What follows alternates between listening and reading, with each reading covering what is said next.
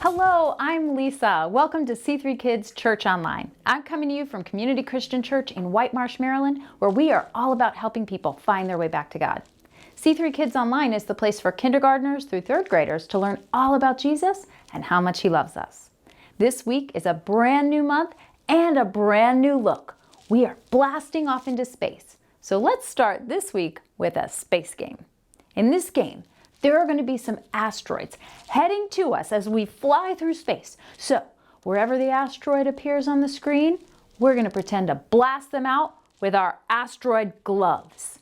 So you can pretend to put on some asteroid blasting gloves with me. Okay, here we go. Mine are nice and tight. Ready? Okay, great. Here come the asteroids.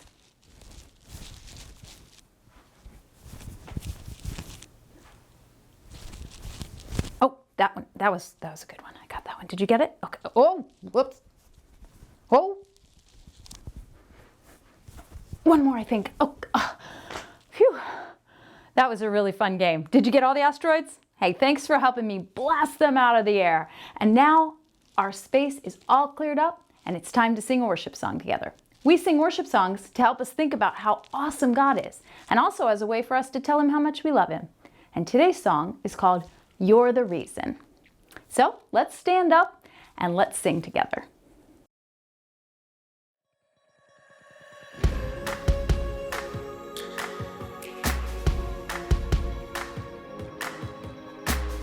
I know the reason why my feet can't stop, my heart can't help but sing. It's a wonderful feeling to feel your love for me, to feel the joy you bring.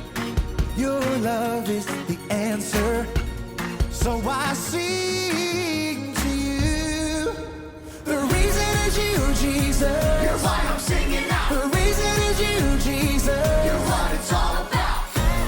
At the cross you set me free, and I'm thankful that you love me. Whoa.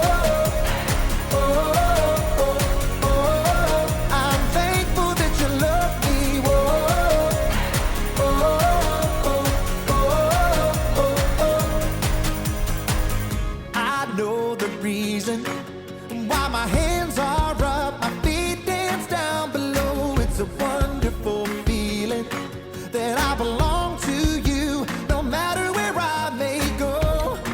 Your love is the answer, so I sing to you. The reason is you, Jesus. You're why I'm singing now. The reason is you, Jesus. You're what it's all about.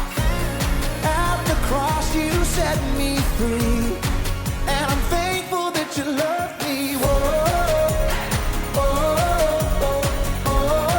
I'm thankful that you love me.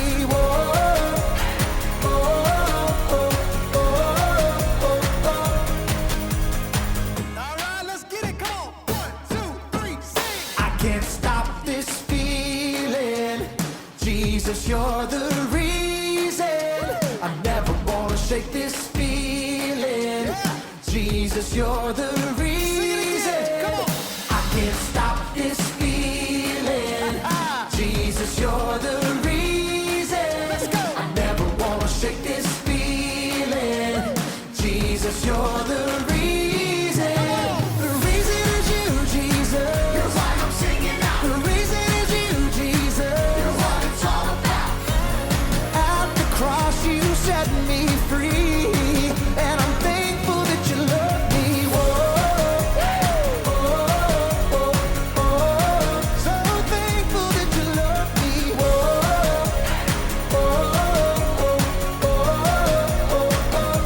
Come on, come on. I can't stop this feeling. Jesus, you're the reason. Let's go. I never wanna shake this feeling. Jesus, you're the reason. Come on. I can't stop this feeling. Jesus, you're the reason. Come on. I never wanna shake this feeling. Jesus, you're the reason.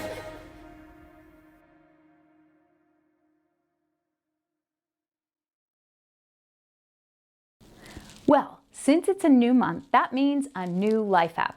And this month, we're learning about initiative. At C3 Kids, we're defining initiative as seeing what needs to be done and doing it.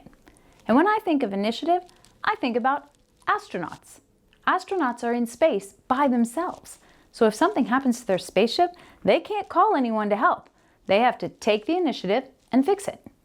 It's a little bit harder for us, though. I mean, there are so many things that need to be done around us all. How do we know what we should do? Why not just let someone else clean the dishes after dinner? Surely someone else will pick up the litter at the park, right? And wouldn't it be too hard for me to help the homeless people in my community? Having initiative seems hard.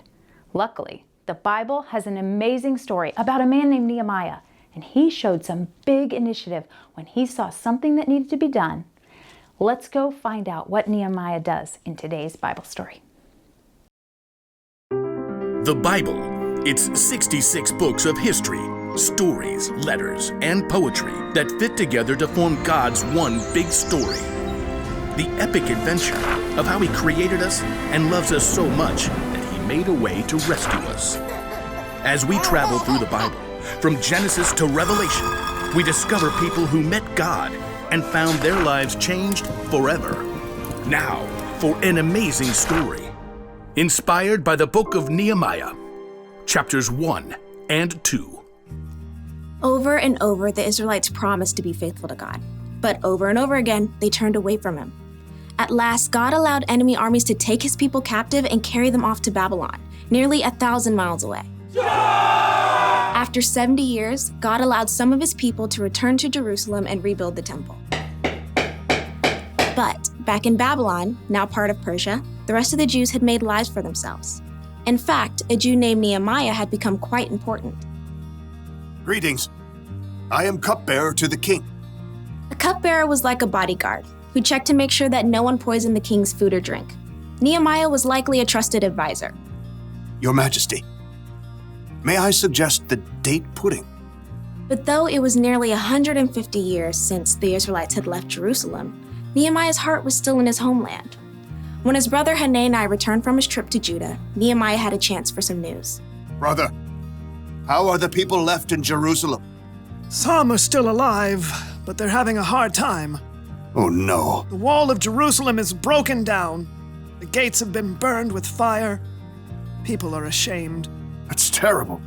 A city without walls could never prosper. The people would always live in fear of being attacked. I'm sorry to bring such bad news. No, I'm glad you told me. Dismayed, Nehemiah sat down and wept. He couldn't even eat for several days. Instead, he poured his heart out to God. Lord, you are a great and wonderful God. See how your people are suffering. Please listen to me. I'm praying for the people of Israel. We Israelites have committed sins against you. We haven't obeyed the commands you gave to Moses. Nehemiah reminded God of the promise he made to his people.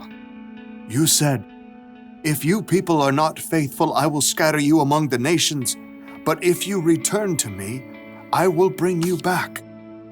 Lord, please pay careful attention to my prayer. Give me success when I bring my request to King Artaxerxes. For 4 whole months, Nehemiah prayed daily to God. He knew before taking action, he needed to listen and prepare. At last, he was ready. Your Majesty, Anyone who came before the king was supposed to appear happy. But for the first time, Nehemiah allowed his true feelings to show. Oh, why are you looking so sad? may you live forever? Why shouldn't I look sad? The city of my people has been destroyed, and fire has burned up its gates. The king could have been annoyed and ordered Nehemiah to be punished. But God moved his heart. Well, what do you want? Nehemiah prayed silently for the right words. Send me to Judah. Let me go to the city of Jerusalem. I want to rebuild it. The king frowned and glanced over at the queen. At last he said, How long will your journey take? When will you get back? Precisely as many moons as are required. Fair enough. Dismissed. Nehemiah turned to leave, but he knew there was more he needed for the job. If it pleases you, may I take some letters with me? I want to give them to the governors west of the Euphrates River. Then they'll help me to travel safely. Done. Oh, and a letter to the caretaker of the royal park? So he'll give me logs for the wall and gates and a house? What next? A whole escort of army officers and horsemen? That would be fantastic. Fine. All of it. Get on with it. God had given Nehemiah such favor with the king that he had everything he needed for his long journey to Judah. At last, Nehemiah had reached the city he dreamt of his entire life. Jerusalem. Though Nehemiah was overjoyed by the first glimpse of the city, it must have been difficult to see its crumbling, broken down walls. So much work to be done. But Nehemiah didn't tell anyone his plan at first. On a bright moonlit night, Nehemiah snuck out with only a few others to see the full damage to the walls. We have to know what we're up against. Nehemiah traveled by donkey. With a few trusted friends, they left the city through the broken valley gate. Let's head toward the Jackal Well. At last, Nehemiah got a clear picture of the devastation. Jagged piles of rock lay everywhere. The gates were gone with scorched, gaping holes in their place. It's such a big job. Only God can do this. Nehemiah circled what was left of the wall, heading up the Kidron Valley and at last returning through the valley gate. The next morning, he called together the priests and nobles and officials. You know, I've come to visit my people in Jerusalem, but that's not the only reason I'm here. Nehemiah gestured to the jagged remains of the wall, visible from where they stood. You can see the trouble we're in. Jerusalem has been destroyed. Fire has burned up its gates. Tell us something new. Come on, let's rebuild the wall of Jerusalem. Then people won't be ashamed anymore. Well, I mean, that's something to consider if you think about it. Our grandparents tried that years ago. But God has been helping me. He gave me favor with the king. He'll help us complete the work. So who's in? Well, me. I'm in. Me too. Let's start rebuilding! God moved the hearts of the people to help Nehemiah, and together they began the gigantic job of repairing the walls and gates of Jerusalem.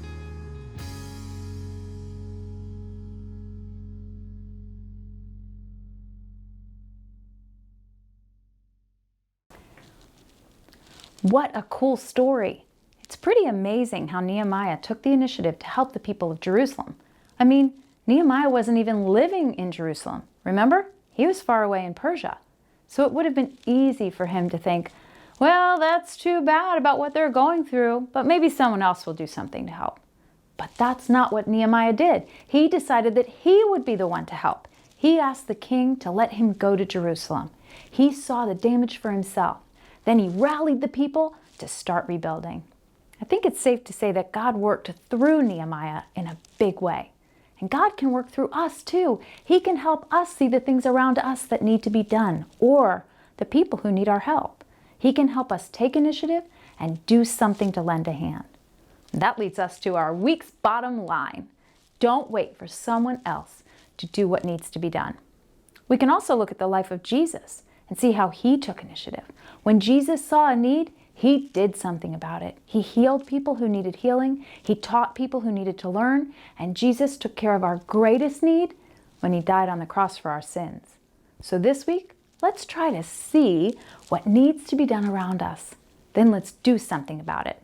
If you see dirty socks lying on the floor, take initiative. Toss them in the hamper. If you see that your brother forgot to feed the fish, don't go tell your mom that he forgot. Feed the fish for him. Then let him know you've got it covered. If you notice that one of your friends seems sad, don't just walk on by. Stop and ask her what's wrong. Maybe she just needs a good friend like you to let her know you care.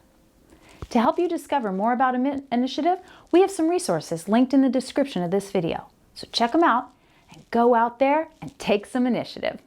Well, that's all for this week at C3 Kids Online, but be sure to come back next week as we continue with the story of Nehemiah. See you then. Bye.